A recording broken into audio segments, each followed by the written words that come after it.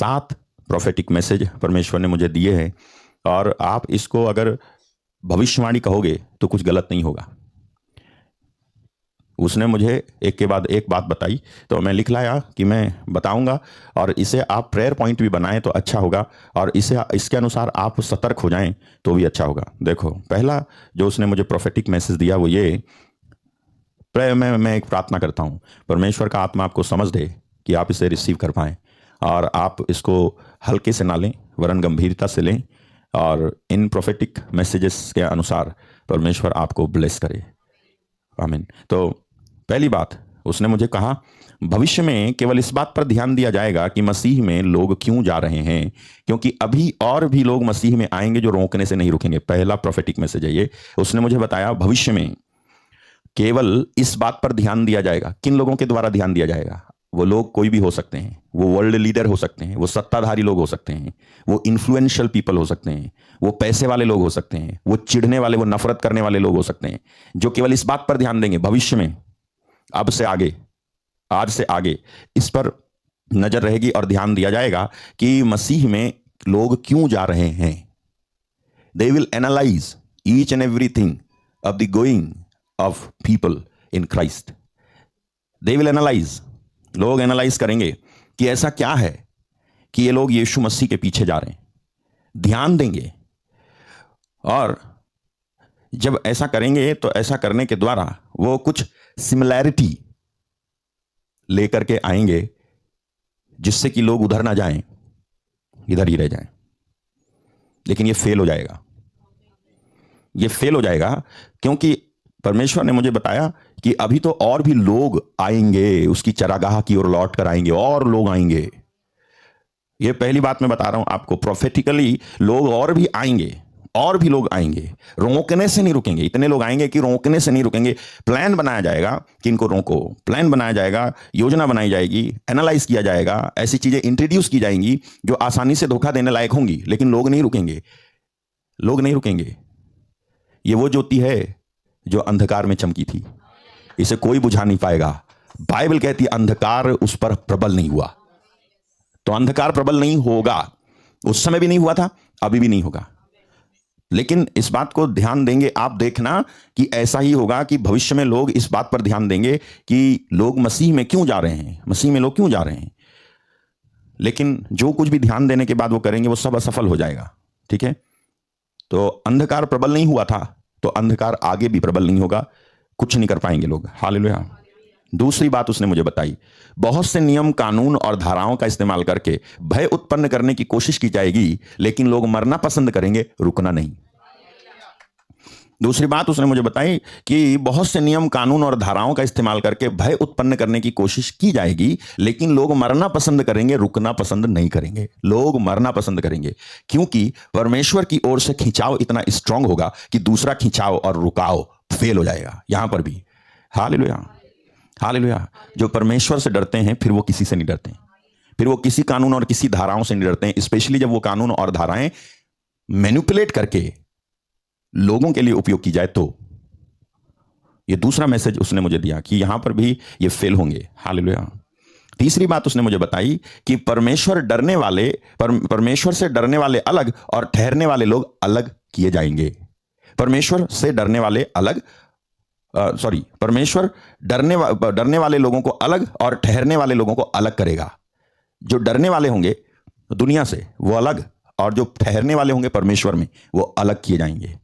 आप परमेश्वर में ठहरने वाले हो, ऐसा तीसरी बात उसने मुझे बताई। चौथी बात उसने मुझे बताई, पूरी दुनिया के फिरौन बढ़ती हुई संख्या से व्यथित हो उठेंगे और बहुत कुछ करने की कोशिश करेंगे लेकिन हार जाएंगे। उनकी सबसे बड़ी हार उठाया जाना होगी, जिसके बाद नासमझी का बादल उन्हें घेर लेगा। मैं समझाऊंगा आपको। पूरी दुनिया के फिरौन, अब जब मैंने नाम लिया फिरौन, तो फिरौन वो कैरेक्टर है जो मिस्र देश का क्रूर जादूगर था। जादूगर था फिरौन, क्योंकि उसने भी तो जादूगर रखे थे, वो खुद भी एक जादूगर था। वो जादूगरी पे विश्वास करता था, वो तंत्र मंत्र पे विश्वास करता था, वो पैसे की पहुंच पे विश्वास करता था। ऐसा था फिरौन, क्रूर था, तानाशाह था, ऐसा था फिरौन, किसी की सुनता नहीं था, ऐसा था फिरौन। अन्याय करके इजरायलियों को कैद करके उसने रखा था, ऐसा था फिरौन। लोगों के मरने मिटने का कोई ख्याल नहीं करता था, ऐसा था फिरौन। बेदिल था फिरौन। दया नाम की चीज नहीं थी, भक्ति नाम की चीज नहीं थी, क्योंकि जिसको फॉलो करता है वो उसी की तरह होता है। फिरौन कुछ और फॉलो कर रहा था, ऐसा एक कैरेक्टर था फिरौन। तो पूरी दुनिया भर के जो फिरौन है ना, वो बढ़ती हुई संख्या किसकी? आपकी, यीशु के लोगों की बढ़ती हुई संख्या से व्यथित हो उठेंगे, क्योंकि पहले ही परमेश्वर ने कहा कि अभी तो और भी लोग आएंगे, अभी तो और भी लोग विश्वास करेंगे, तो संख्या बढ़ेगी, ये नीचे नहीं जाएगी, ये ग्राफ ऊपर जाएगा। तब बढ़ती हुई संख्या से पूरी दुनिया के फिरौन व्यथित हो उठेंगे, व्यथित, परेशान हो उठेंगे, और बहुत कुछ करने की कोशिश करेंगे, लेकिन हार जाएंगे। और उनकी सबसे बड़ी हार, उठाया जाना होगा। और उठाए जाने के बाद नासमझी का बादल इनको घेर लेगा, इनके ऊपर छा जाएगा। नासमझी का बादल मतलब इनको समझ में नहीं आएगा कि ये सब गए कहां, लेकिन ये होगा। चौथी बात। पांचवी बात उसने मुझे बताई, धर्मोन्माद बढ़ता जाएगा। धर्मोन्माद, धर्म का उन्माद बढ़ता जाएगा, और इसकी वजह से खून खराबा होगा, ये आप देखोगे। ठीक है। छठी बात उसने मुझे बताई, परमेश्वर की ओर से आया हुआ रिवाइवल रोके नहीं रुकेगा, जिसके फलस्वरूप लोग उठाए जाने के लिए तैयार होते जाएंगे। अब से आगे आप देखोगे एक न्यू मूव, एक ऐसा रिवाइवल जो अच्छे अच्छे ऐसे लोग जो प्रार्थना और वचन में पीछे चले गए थे, उन तक को खींच लाएगा। ऐसा एक तूफान आ रहा है, मैं कह रहा हूं रिवाइवल का ऐसा एक तूफान आ रहा है जिसको आप विश्वास नहीं करोगे कि क्या ये भी कोई भक्ति या प्रार्थना कर सकता है। वो भी भक्ति और प्रार्थना करते हुए दिखेंगे, और इसकी वजह से आपके बच्चों तक में जो अभी आपकी तरह प्रार्थना नहीं करते, उनके अंदर भी प्रार्थना करने का फल दिखाई देगा। ऐसा एक रिवाइवल आ रहा है जो रोके नहीं रुकेगा। ये स्पिरिचुअली है, इसलिए इसे कोई फोर्स रोक नहीं पाएगी, और ये वो रिवाइवल है जो कई सारे लोगों को मसीह में लेकर के आएगी। तो ऐसा एक रिवाइवल आ रहा है जो रोके नहीं रुकेगा, जिसके फलस्वरूप लोग उठाए जाने के लिए तैयार होते जाएंगे। ये छठी बात है जो उसने मुझे बताई। और सातवीं बात है, जिस समय उठाया जाना होगा उस समय तीन बातें होंगी। पहली, लोगों की कराह उठाए जाने के लिए होगी। उठाया जाना जिस समय होगा, आप पहचानोगे कि यह टाइम उठाए जाने का है। रैप्चर का जो टाइम होगा, आप पहचानोगे कि यह टाइम उठाए जाने का है। कैसे? कि लोगों की कराह उठाए जाने के लिए होगी। जैसे जब मिस्र देश से लोग निकलने वाले थे, तो उनके जस्ट निकलने से पहले वो कराह रहे थे, वो पुकार रहे थे। तो आप भी जब निकलने वाले होगे तो आप कराहोगे, पुकारोगे। और मैं रीजन दे रहा हूं क्यों आप कराहोगे, क्यों आप पुकारोगे। दूसरा कारण, दूसरी बात, घृणा जो रिवाइवल का हिस्सा बने हुए लोगों के लिए होगी। दूसरी बात, घृणा आपसे की जाएगी, क्योंकि आप रिवाइवल के हिस्से बन गए होंगे। जब रिवाइवल आया पवित्र आत्मा की ओर से, तो आप पूरी तरह से यीशु के हो गए होंगे, इसलिए लोग आपसे घृणा करेंगे, और यह घृणा चरम सीमा पर होगी। और तीसरी बात, प्रबलता जो सत्ताधारी लोगों की ओर से होगी, जिसके कारण हमें कोई स्थान, हक, अधिकार और आजादी नहीं होगी। जमीन छीन ली जाएगी, मनमाना हक जताया जाएगा मुहर लगाने के लिए, और ख्रिस्त विरोधी का स्वागत करने के लिए धूम मची हुई होगी। और संसार उस समय तक और भी सजा धजा और धोखा देने के लिए मजबूत होगा। यह सातवीं बात है जिसे परमेश्वर ने प्रकट किया है, ऐसा होगा। तो मैंने आपको बोला जिस समय उठाया जाना होगा उस समय तीन बातें होंगी। पहली बात, लोग कराह रहे होंगे कि उठाया जाना हो जाए।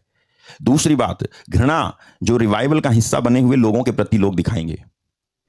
जो अभी है वो तो कुछ भी नहीं है, लेकिन अभी एक और मूव आ रहा है परमेश्वर की आत्मा की ओर से, जिसके बाद लोगों को आप स्पष्टता से देखोगे, भक्ति करते हुए, प्रार्थना करते हुए, वचन पढ़ते हुए, संसारिक बातों को छोड़ते हुए, परमेश्वर की स्वर्गीय बातों की ओर दौड़ते हुए आप लोगों को देखोगे, जिसकी वजह से जो संसारिक लोग हैं, बाइबल कहती है जो भौतिक है, वो जो शारीरिक है, वो जो आत्मिक है, उस पर अत्याचार करता है। तो ऐसा होगा।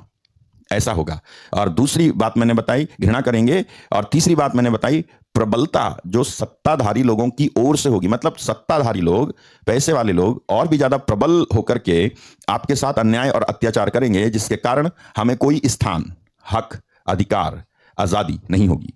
मैंने कहा जमीन छीन ली जाएगी, मनमाना हक जताया जाएगा, मुहर लगाने की तैयारी की जाएगी, और ख्रिस्त विरोधी का स्वागत करने के लिए धूम मची हुई होगी। ये वो टाइम होगा। संसार उस समय तक और भी सज जाएगा, और भी सजा धजा और धोखा देने के लिए मजबूत होगा ये संसार। ये 7 प्रोफेटिक मैसेज हैं जो मैं आपको दे रहा हूं।